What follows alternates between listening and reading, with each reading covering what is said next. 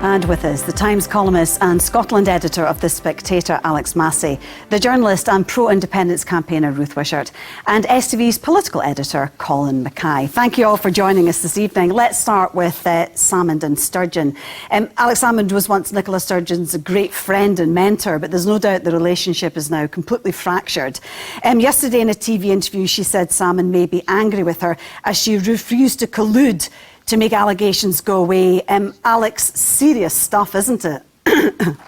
Absolutely. I mean, this is a story of extraordinary proportions, and to understand the significance of it, I think you need merely, as a hypothetical matter, compare it to what would we think, how would we react if this was a story happening at Westminster to a Conservative Prime Minister and his or her predecessor, or a Labour Prime Minister and his or her predecessor.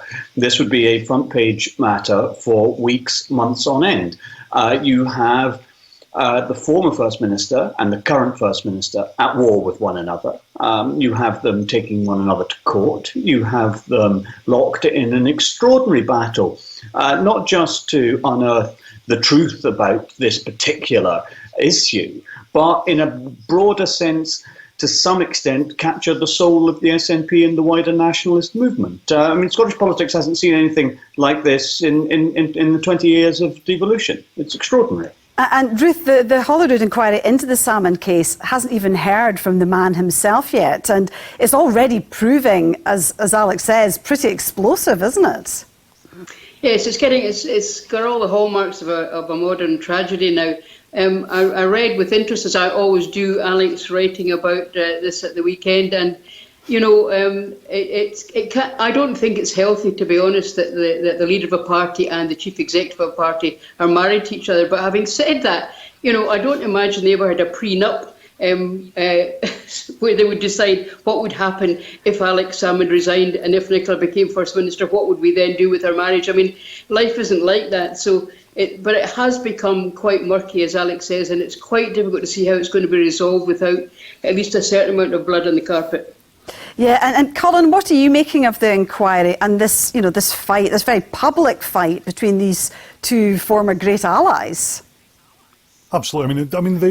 I think Nicola Sturgeon lost patience with Alex Salmond not long after she became leader of the party. I think she was glad to pack him off to Westminster in 2015. I think the big problem started for her in terms of the politics when he lost his seat in 2017. He had the Fringe show, he had the RT show, and that caused her deep embarrassment. But then obviously the judicial review, the court case, that's been much more difficult for her. I think that would strain anybody's relationship. But I think, the fact they haven't spoken for 2 years, given that they were so close for the best part of 30 years, that says it all, really, doesn't it?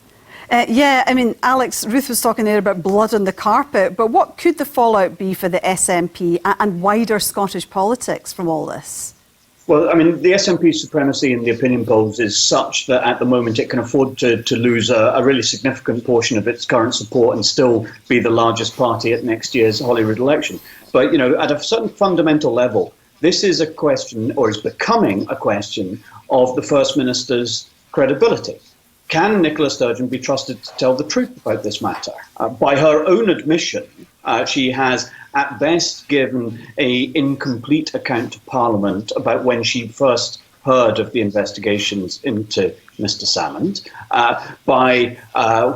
We also know from testimony given in court that the SNP were told the broad outline of some very serious complaints about Mr. Salmond well before anything. The Scottish Government began investigating him and did nothing about it.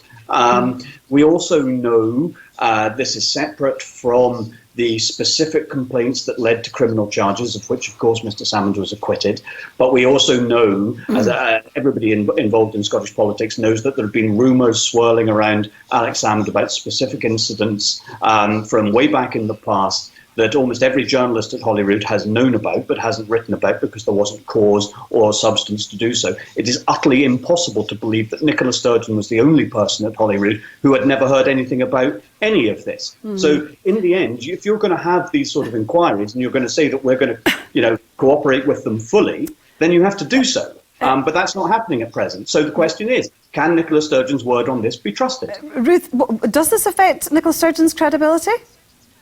Well, I mean, a lot of the largely male commentators have been obsessing these many weeks over what did she know and when did she know it, and I'm not in any way belittling the fact that that this is an important political matter. Of course it is, but we're having this conversation in the midst of a day when the agricultural bill, which was to protect the food standards in Scotland, has not been amended as the Lords wanted in the Commons.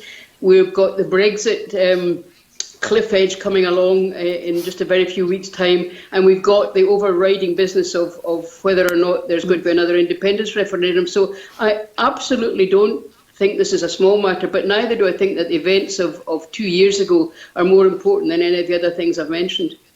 Colin, sure, do you the whole point of independent Scotland, I was led to believe, was that it would be a different, better kind of country, and that I would have thought must include people having the confidence that their political leaders are actually telling the truth. Colin, very briefly, in the great scheme of things, will it matter?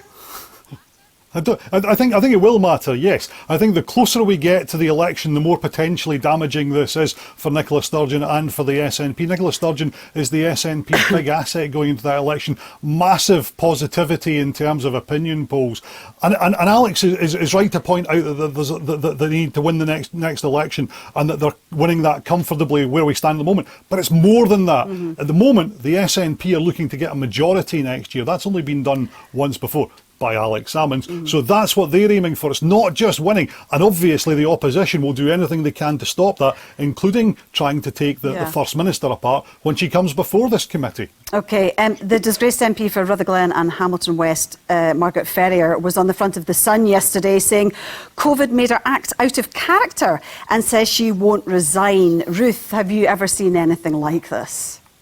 No, I find this quite extraordinary. I mean, I don't think there's anything particular about COVID that makes you act out of character, unless, of course, you're the President of the United States and you're on getting some high-priced medicine that might possibly affect the balance of what's left of your mind.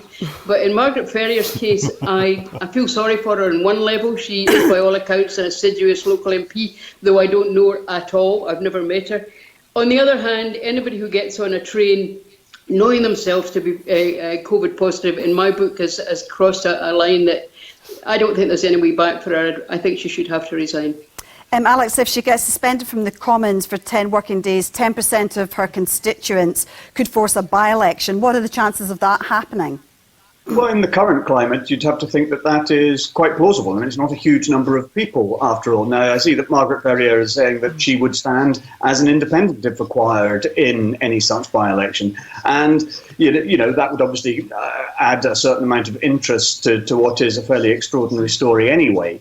You know, and if there were to be a by-election, I think that would be an extremely serious test for the Labour Party in particular, because after all, the Labour Party won this seat in 2017, and then Margaret Ferrier won it back for the SNP in 2019. So I think it would be a big test, not so much for Richard Leonard, but for Keir Starmer, actually, to see if the Labour Party, under his leadership, has banished or dismissed some of the ghosts of the Corbyn era that have managed that have held it back in many ways. But, you know, I mean, Margaret Ferrier's behaviour is, you know, beyond idiotic, and one can sympathise with Nicola Sturgeon in this instance with the frustration the First Minister clearly feels, you know, at the discovery that one of her MPs can be so thunderously stupid. But, you know, there's not always, you know, you can't always do very much about stupid. Colin, why do you think she's still hanging on? Could it be because she's earning more than 80 grand a year? I was going to say that's the £81,000 question, isn't it? Because that's got to be one of the reasons. I think there is another reason which she suggested in her interview with the Sun on Sunday, which is that she doesn't actually feel that what she's done is that wrong. Now, if you ask the First Minister, she will tell you. I think she said it again today at the lunchtime briefing. Was that this? You know, getting on a train with the coronavirus when you've tested positive is one of the most incredible, terrible ways of breaking the COVID rules. That's how she feels about it. Now, if you are in the SNP, which we've just been discussing, and your leader says that she doesn't want you as an MP anymore, then probably the writing is on the wall in terms of your political career. But it will come down to the parliamentary authorities. They have to suspend her, as you say, for 10 days, and then you have to get 10% of the constituents to sign the recall petition. Now, I was in Rutherglen last week. I don't think you'd have any difficulty getting 10% of the electorate to sign that petition. I don't think there'd be any problem with that at all. Ruth, what do you see happening then?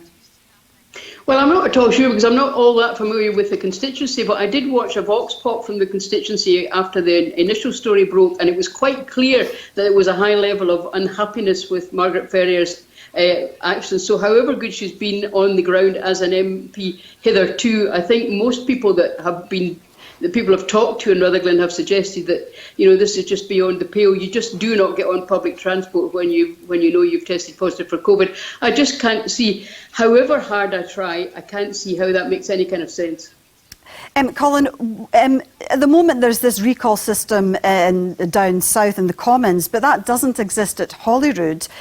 Why does Holyrood not have that mechanism? And do you see it coming in the future to deal with wavered MSPs? I think a lot of that depends on the presiding officer. I thought the presiding officer in Scotland would bring that in when he was talking about reforms in the last few years, and he didn't go down that route. I was quite surprised by that. I think a lot of people in the Scottish Parliament were probably quite disappointed by that because they were looking for some kind of proper movement in this from the presiding officer. It didn't come from him. I think it's going to have to come from someone in the next Parliament, though. Colin, we'll have to leave it there, but thank you all very much indeed for joining us this evening.